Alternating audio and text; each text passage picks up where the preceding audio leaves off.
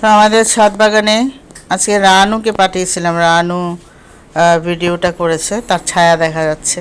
আচ্ছা যাই হোক, ভিডিও করা আমরা দুজনেই শিখতেছি। তো যাই হোক, এটা হচ্ছে মাছ, হ্যাঁ, চান্দা মাছ শুকাতে দিয়েছে আমার শাশুড়ি।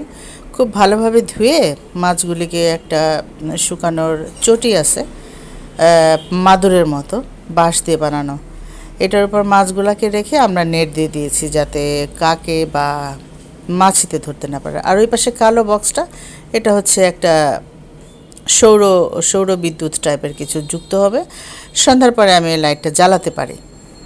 এই যে দেখেন ইঁদুর, আমার বাসায় এত ইঁদুরের অত্যাচার, আমি দোতলায় থাকি, বিশ্বাস করবেন না, প্রতিদিন ইঁদুরের যন্ত্রণা আমি শেষ। আলু, পেঁয়াজ, কাগজ কোনো কিছু ঠিক থাকে না তাদের জ্বালায়। তো তাকে আমি মেহমানদারি করেছি চিংড়ি মাছের মাথা দিয়ে, সে আটকা পড়েছে। এইটা হচ্ছে আমাদের অরিগানো পাতা, পিজাতে খাওয়া যায়। একবার লাগালে সারা বছর খেতে পারবেন। এবং পিজা পাতা কিন্তু সবসময় যে শুকিয়েই খেতে হবে এমন নয়, যেহেতু আপনার গাছে থাকবে সেহেতু আপনি এটাকে কুচি করে কাঁচা অবস্থায় খেতে পারবেন। ভীষণ সুন্দর মানে সুঘ্রাণ হবে পিজার মধ্যে। আমি অবশ্য শুধু পিজা নয়, কাবাব টাবাবে অনেক সময় ব্যবহার করে থাকি।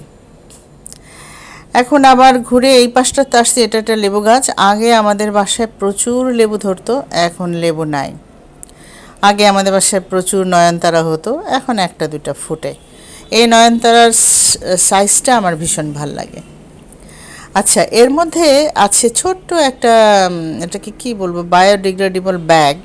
এই ব্যাগের ভিতরে আম গাছের চারা আছে, একটা বড় হয়ে যাওয়া তেঁতুল গাছ। এটা এটা ভবিষ্যতে বর্ষাকাল আসলে আমরা আমাদের গ্রামের বাড়িতে লাগাবো।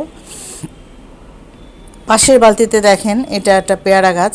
ভাইয়া একদম এটাকে কেটে ছোট করে দিয়েছিল, এখন পাতা মেলেছে।